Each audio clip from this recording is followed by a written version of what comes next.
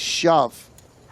So here's the question. Can Kulev call this with the flop? It's queen high, it's top pair for Silvana, set for the double up, unless it is always coming 7. And look at this, I mean, you can see how meaningful it is to Santosh. No 7 on the turn. Silvana just has to fade 2 cards on the river. Let's see a board pair here for the amateur.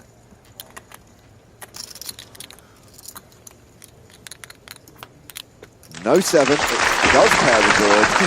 And Silvana gets the double up. And a smile. And here we have exactly this constellation I was talking about. Yeah. Archipelago. Yeah, exactly. Arta with a sizable stack, 3rd in chips, opening into 2 covering stack. So the raise is to 140,000. Alex Kulev with queen 10 of diamonds in the small blind. And that is a call. Bodyakovsky is in the big blind. Folds, so we're going to go heads up to the first flop of the day. And 2 of the bigger stacks. Yeah, just 2 of the world's best going to a flop. And it's king 6-3, top pair for Martirosyan. Kulev whiffs.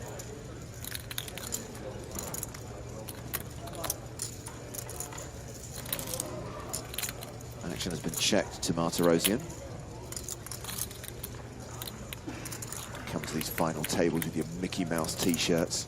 Yeah, and just a sort of genuine tank on what he wants to do. I think this would be, you know, if we were just playing for chips, that would just be a continuation bet every time. But really incentivized to just play a smaller pot versus a covering stack. Doesn't want to get check raised and be forced into bluff catching mode. Doesn't want to tip off his hand and, you know, then there's a board pair face aggression. And Kulev obviously turns an open-ended straight draw here. This is a pretty big turn card, actually. Obviously, Martirosyan improving to top 2 pair, but Alex with these, you know, quite nutty outs now. Obviously, Broadway, as we see, going to hit the small blind range very, very hard. Going to have a lot of queen jack, queen 10, king queen type holdings. Pocket 6s, pocket 3s perhaps in there. So Kulev taking the lead. So here's my turn to ask the stupid question, Sam. Is this a raising spot for Martirosyan ever to protect? No, it's just, again, you just have to play a little bit more passively. Less raises, less aggression when you're covered. And what a river card there. Kulev gets the... So why don't you bet the flop again? Yes, and just this is the power of the big stack. Just get to realize equity. And what sizing now will Kulev go? The 3 clubs will slow him down just a tad. Obviously, there's so much he can get called by that is worse. Unblocking all the pairs. 440,000. Yeah. 440 into 660. And we don't see a snap from Arta, but he will be calling. Yeah, top 2, too good. Very unfortunate run out. Not happy.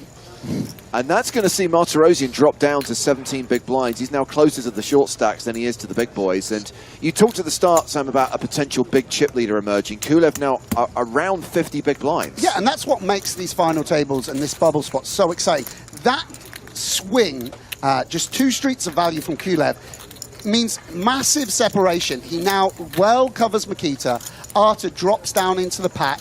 You're going to have to play even tighter, even more cautious. And you know, for poker fans, particularly online poker fans, you know, to see Alex Kulev, someone, you know, a young talent in the game, now with the chip lead, it's going to be really exciting to see how he puts these chips to work. Yeah, you referenced that Arta Martirosyan was at the final table of the PCA main event. Alex Kulev also cashed that event, 37th place. Right?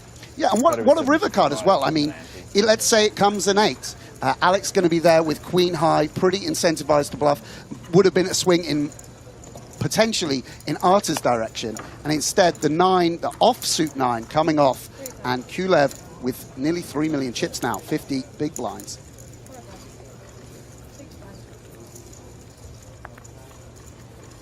Ace-8 for Martirosian in the cutoff.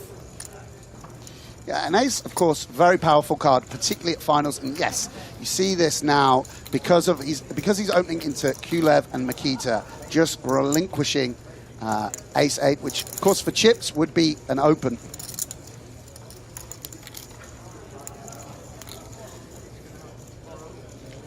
We could dwell a minute on Alex here. You know, obviously someone who has outstanding online results. And, you know, a lot of gamble, a lot of heart, stepped up and started playing in these really, really tough tournaments. And a delicate situation now for Mikita in the small blind. 30-odd big blinds. Deciding how he wants to proceed. Will be V-pipping this hand versus a button open. Is it a 3-bet? Is it a shove? Is it a call? And goes for the call. Again, something, you know, you wouldn't do were this in the early stages of the tournament. 1.8. Meaning it's going to be a 3-bet a lot of the time. Yes, exactly. Yes. Just beats a button opening range. You can just 3-bet. Ooh. Wow. Call the police. Nine.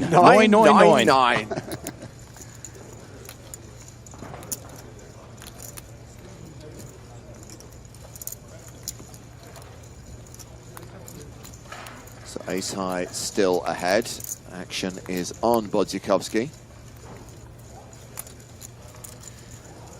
A lot of debate, Sam, going on in both chats on Twitch and on YouTube about the pros and cons of the shot clock. Mort 730 observing that 30 seconds isn't a lot of time to make these high-end decisions. Yeah, I mean, this is one of the very challenging things about playing Super High Rollers. You're playing a huge bubble against elite poker players and under a shot clock, and now you're on television.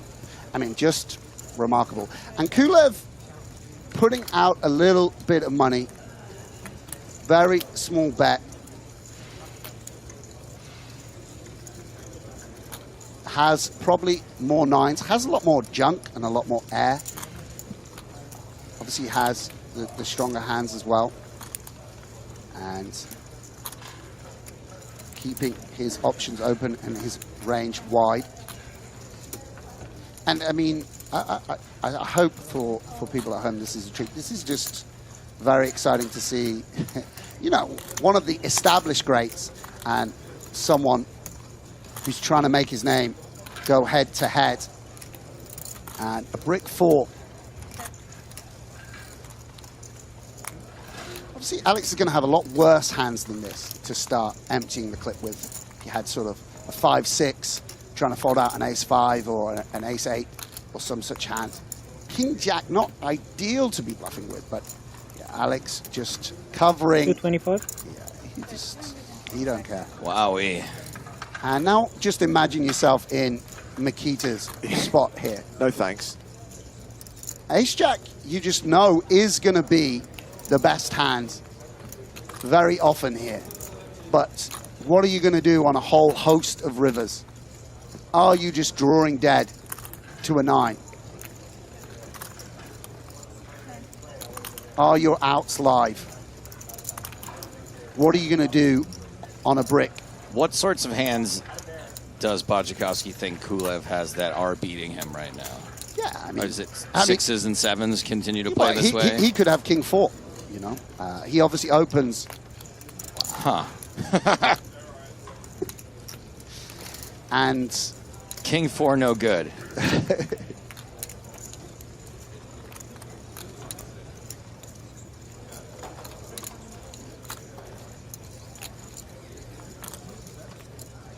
We're not going to see anything real weird here, are we?